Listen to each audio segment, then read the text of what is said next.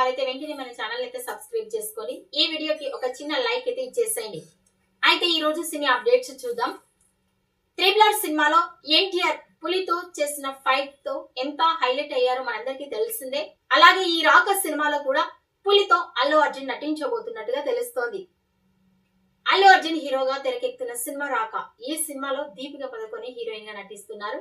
అయితే ఈ సినిమాకు అట్లీ దర్శకత్వం వహిస్తున్నారు. ఈ సినిమా షూటింగ్ కోసం అల్లు అర్జున్ చాలా కష్టపడుతున్నారు. రెస్ట్ లేకుండా ఆయన షూట్ లో పాల్గొంటున్నట్టుగా తెలుస్తోంది.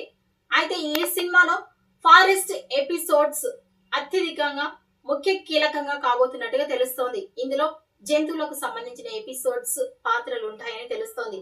అందులో మెయిన్ హైలైట్ గా పులికి సంబంధించిన ఎపిసోడ్ ఈ సినిమాకి మెయిన్ హైలైట్ గా కాబోతున్నట్టుగా తెలుస్తోంది. అయితే అల్లు అర్జున్ ఈ సినిమాలో 2 పాత్రల్లోనే కాదు ట్రిపుల్ రోల్ లో నటించబోతున్నట్టుగా తెలుస్తోంది.